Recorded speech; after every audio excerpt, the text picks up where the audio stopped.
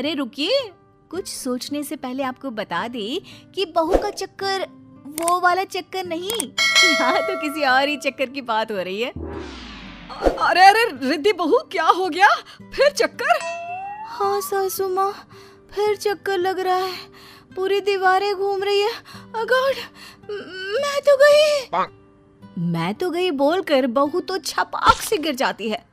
अरे Renko पेंको ginkgo कोई है, जल्दी आओ, बहू गिर पड़ी है फिर से। तभी सामने आ जाती है पड़ोसन।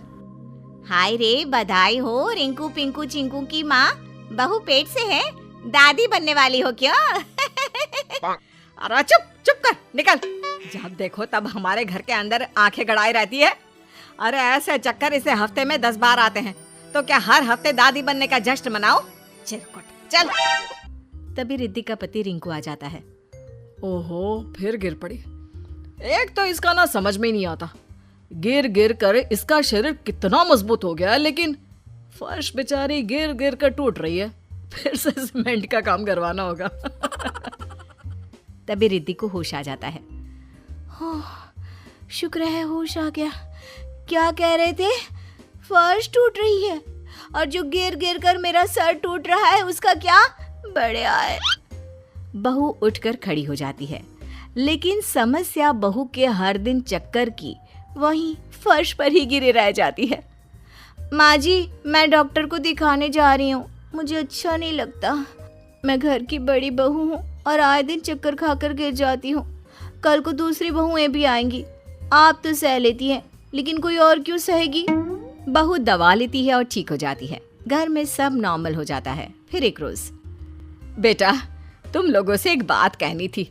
रिंकू की तो शादी हो गई, लेकिन अब पिंकू की उम्र भी हो रही है। पिंकू की शादी के लिए भी लड़के देखो।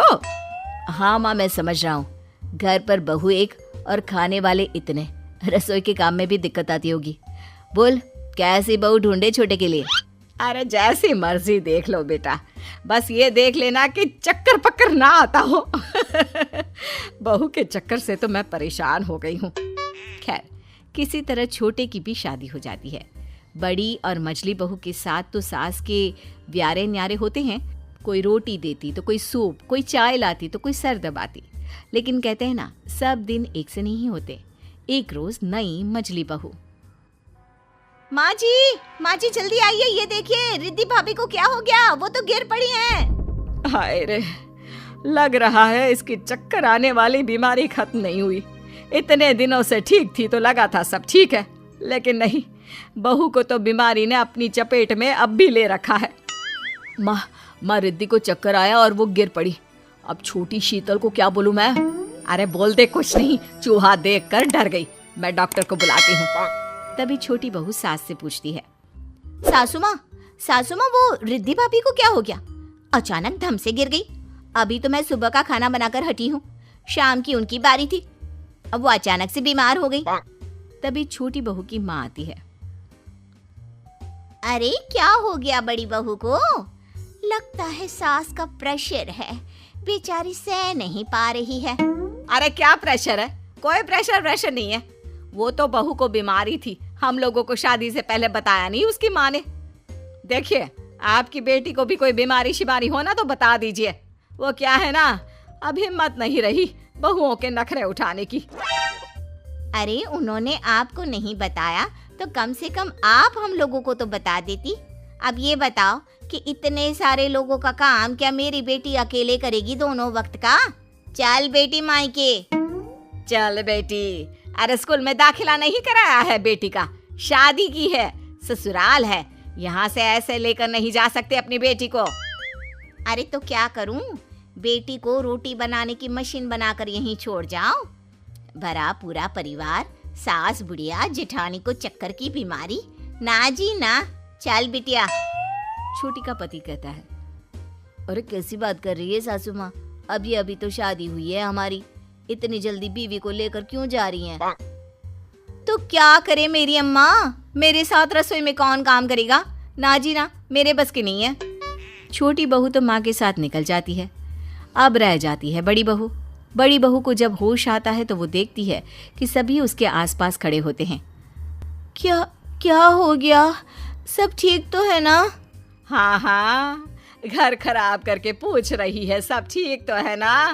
अरे हो क्या जाता है तुझे? क्यों नहीं दिखा देती डॉक्टर को?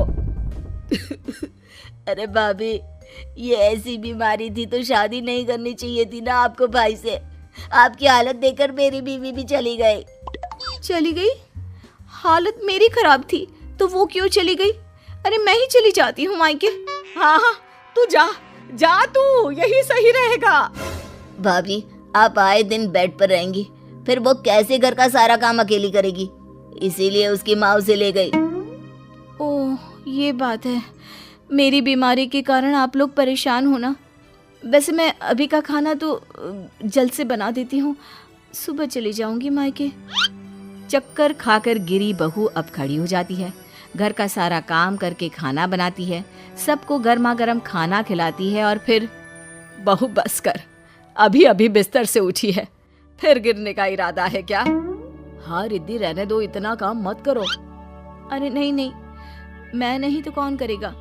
देवरानी को तो आए कुछ दिन ही हुए थे, लेकिन मैं ही तो सबका ध्यान रख रही थी, चाहे जो भी हो, तबीयत कितनी भी खराब रही हो मेरी।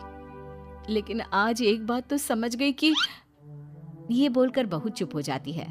सास को समझ में आ जाता है कि वो क्या कहना चाहती है, लेकिन सास कुछ भी नहीं कहती। अगले रोज रिद्धि बहू अपना सामान पैक करके मायके के लिए निकल रही होती है कि सास कहती है, रुक जा रिद्धि, तू कहीं नहीं जाएगी, ये तेरा घर है।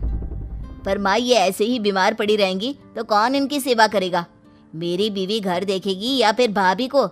ना, इन्हें तो जाना ही होगा। अरे ठीक है ना, अगर परिवार की मुश्किलों में जो साथ नहीं खड़ा हो सकता, ऐसी बहू हम लोगों को नहीं चाहिए बेटा।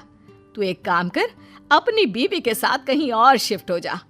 मेरी रिद्धि बहू तो मेरे साथ ही रहेगी। सास के फैसले को देखकर रिद्धि खुश हो जाती है।